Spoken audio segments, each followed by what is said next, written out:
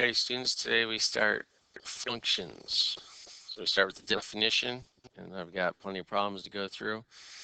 You'll learn several definitions today. Okay, so first, definition for a function: for every x value, which can also be called the input value or the independent value, there's only one y value. Y values can also be called the output value and the dependent value. Okay, you're going to see that in some of the problems. They call it input or output. You got to know this for the DCAS. When you read definitions, you must always ask, what is it not saying? Not just what it is saying, but what it's not saying. So this does not say for every y, there's only one x. It only says for every x, there's only one y. This means, therefore, that you can have multiple y values for different x values. Okay, but you can only have one y value for each x value. In other words, you cannot have any repeat x's in your relation, which we get down to the definition of relation right here. Relation is the set of all points that are given to you in the problem. Okay, so that can be an equation, and slope intercept form, whatever, that's still a relation. It could be just a set of points. Okay, graphically, so that's if you're looking at a table. You're looking for no repeat x's. Okay, we're going to see that in the examples coming up. Graphically, it means it must pass the vertical line test. So that's underlined because that's a key vocabulary word. So what is the vertical line test? If you draw a vertical line anywhere, it may only cross the relation of numbers. Now remember, that relation is that it could be an equation, it could be a set of points. If I plot those points or that line or that curve, whatever, and I draw a vertical line anywhere, it can only cross one time. If you can draw a vertical line where it crosses the graph points more than once, so if it crosses twice somewhere, anywhere, then that relation is not a function. Okay, so now let's go ahead and look at some problems here. These are potential DCAS type problems that I put into here.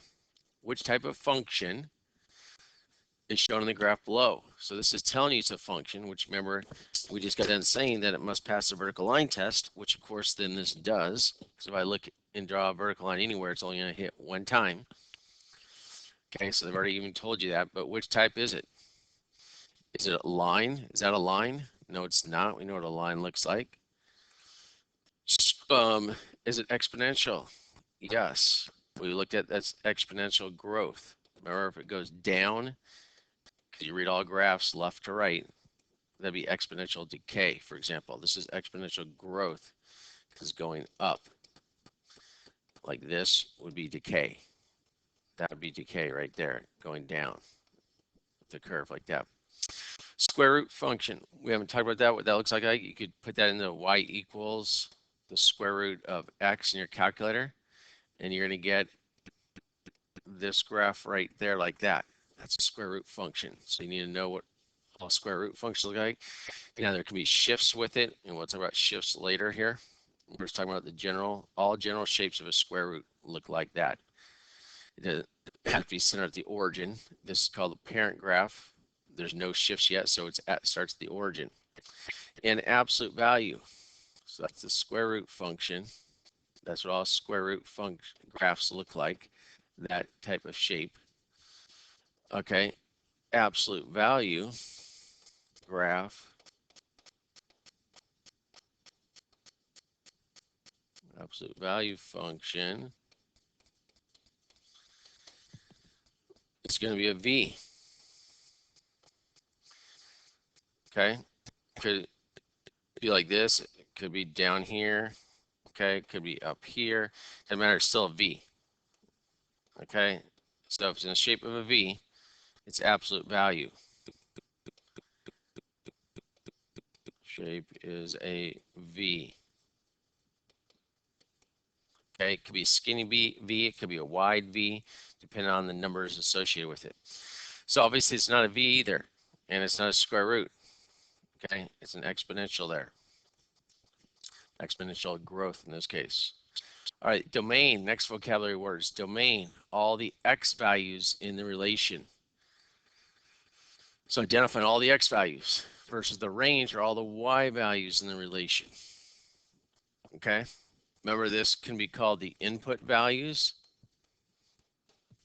and this can be called the output values. We already had that up above. Just a reminder, you got to say domain, x values, also called input values. You could also call them independent, and range, y values, or the output values, or the dependent.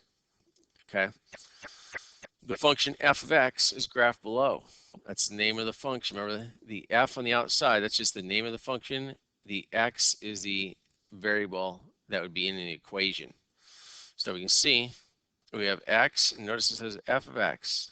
The f of x is like the y value, same as the y value.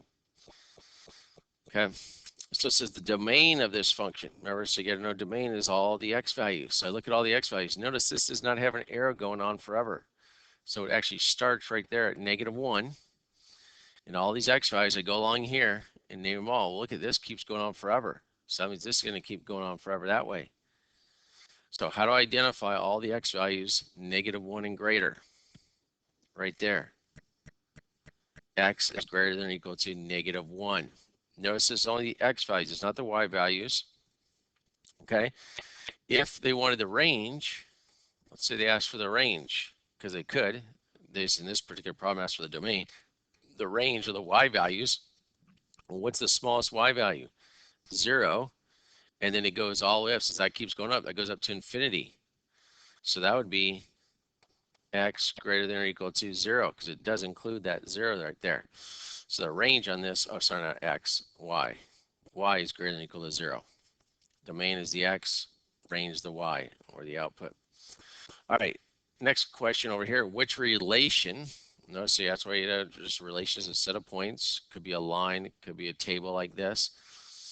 It could be a graph. Okay, so we've got a table in number 1, a graph in number 2, an equation in number 3, and a mapping here.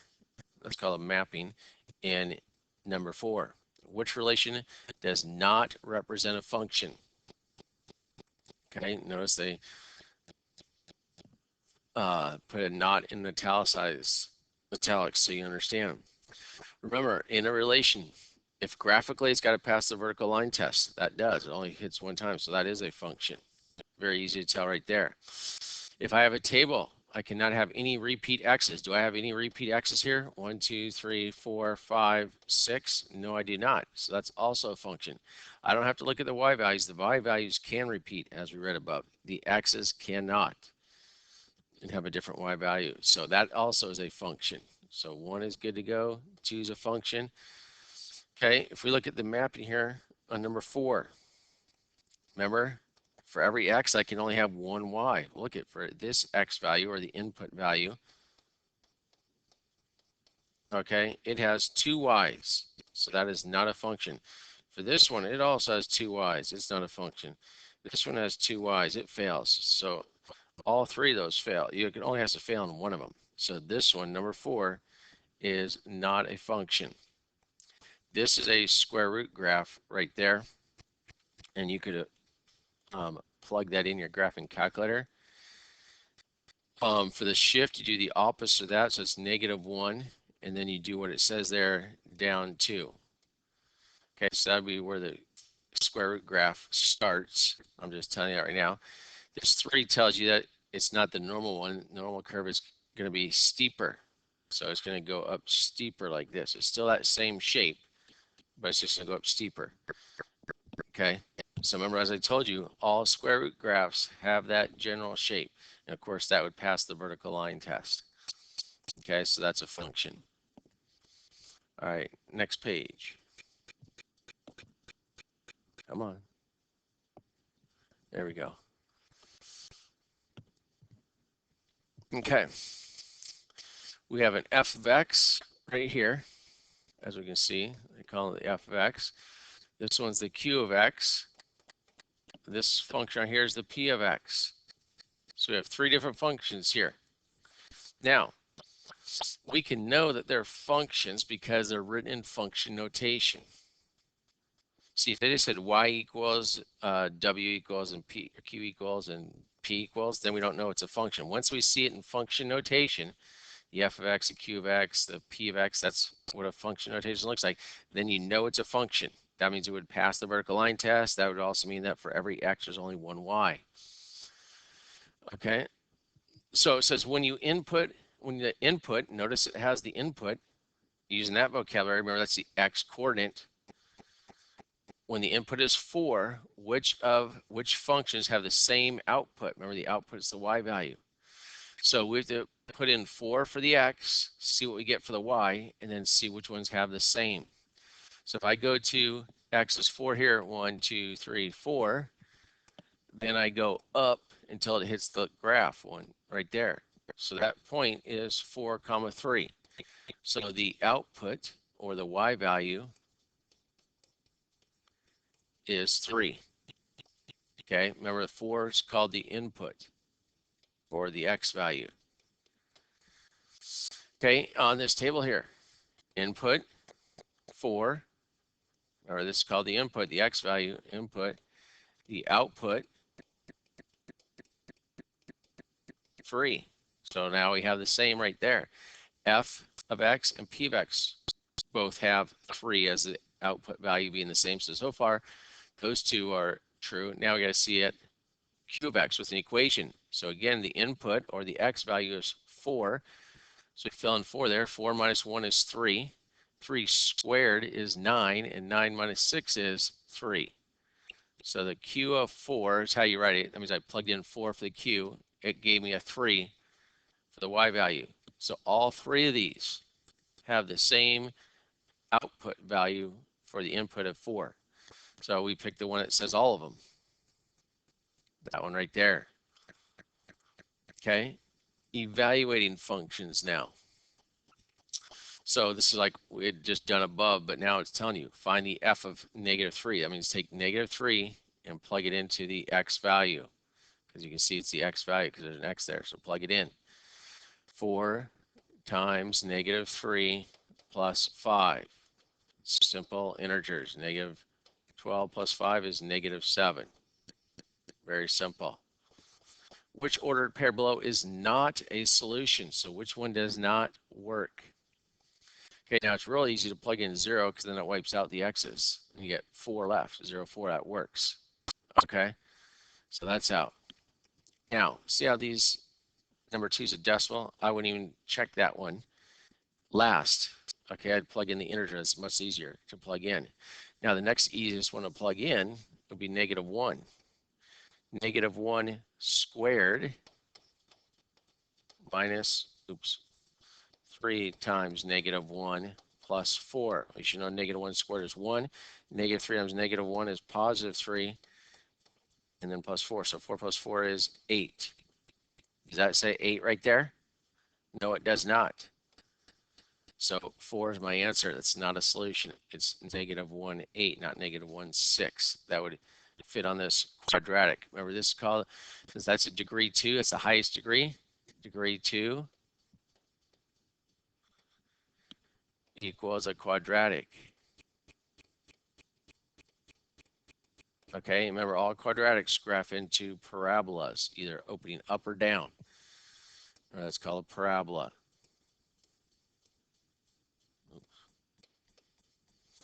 Okay, if a is greater than 0, it opens up. If a is less than 0, it opens down.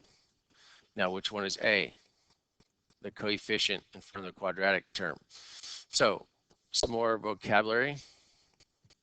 This is called a quadratic term. And you need to know that because you might just have a question on the DCAS or on your test. Name the quadratic term. And in this case, it'd be x squared. Degree 2. The one that's got degree 1, remember we don't put a 1 there, we know it's 1. That's the linear term. Because remember, you just got tested on your final. If your exponents and your x and y are just 1, then it's linear. And you've known, because you've heard me say it all along, the one without the x, that's called a constant term. Okay, so this is where you need to start learning your vocabulary and you'll get tested on it. Okay. So the highest degree determines the shape of the graph. So since that degree is 2 in this one, it's always going to be a quadratic parabola. It didn't have to have even if it didn't have the linear term or the constant term, it's still going to graph into a parabola because the highest degree is 2. All right, here's another one that we plug in, except for it's not multiple choice this time, like the others were. It says plug in -2 for the x into your g function. So I have -4, and then I have parentheses. Remember when I already substituted and I put parentheses around it. Okay, so now it's order of operations, PEMDAS, going down. Okay, I'm just combining like terms in order of PEMDAS. So parentheses, -2, and then I do exponents next. -2 squared is 4. So I have -4 times a +4. Then I have multiplication and division. So -3 times -2 is +6, and then I have a +2. Okay, now I still have one more multiplication there. That's -16 plus 6 plus 2. So that says 8 minus 16 is -8. So the g of -2 equals -8. There's my answer. Okay, that's the work I should see if you're working that out as an assignment problem. Okay, you need to substitute in there, simplify each of the terms, and then combine like terms at the end. Okay, next, function or not. Here's another one example where we're trying to see if it's a function or not. So remember, so this right here, when you see these, they sort of look like steps. That's why this is called a step function. Okay, because it's like you're stepping up steps. So when you see that kind of shape, it's called a step function. So if I draw a vertical line anywhere, will it hit twice on any of these points? The answer is yes, it will, right there. Draw a vertical line there, it hits twice, once there and once there, so this is not a function. Okay. Number 2, remember, if I have ordered pairs, I cannot have no repeat x's.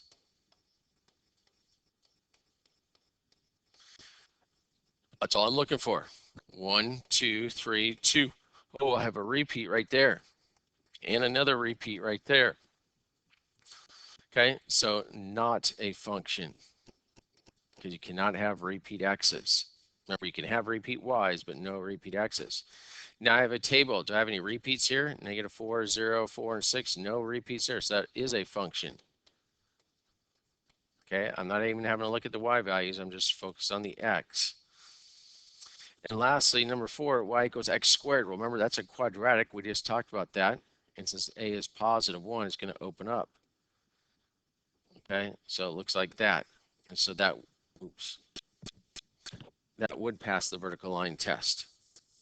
Okay, it's going to look something like this. That's going to pass the vertical line test, so it is a function. All the quadratics that you're going to see in Algebra 1 are going to be functions because they're going to open up or down. Okay. It said for the question, state which relations above are functions. We just went to explain why the other relations are not functions. We already said it. Repeat x is there. Fails the vertical line test right here.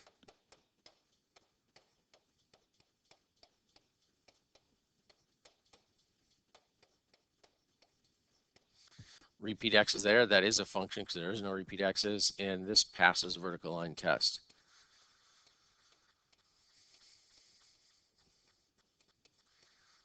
So this should be your answer on an assignment or a test if you're given a problem like this.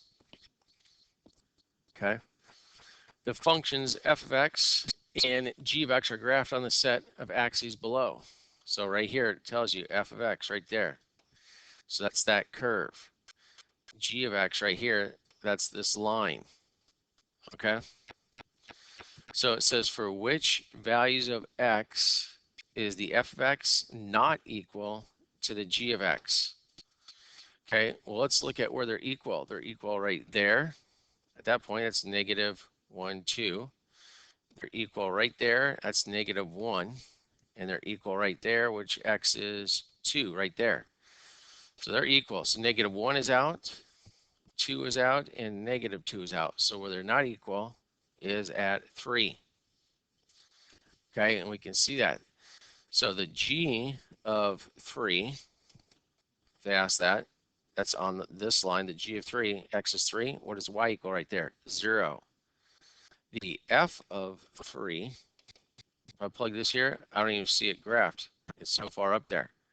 So I can't even, I don't have the equation, so I can't even plug it in to get the f of 3. Okay, it'd be way up there, wherever it crossed up there. Okay, so there's where we can see it. Those are not equal. Okay, so that gives you an idea on basic functions. No repeat x's. It must pass the vertical line test. A relation is just a set of all the points that they give you, whether it's an equation or a set of points like this here, or it could be written in point format, it could be written as a table like that. Okay.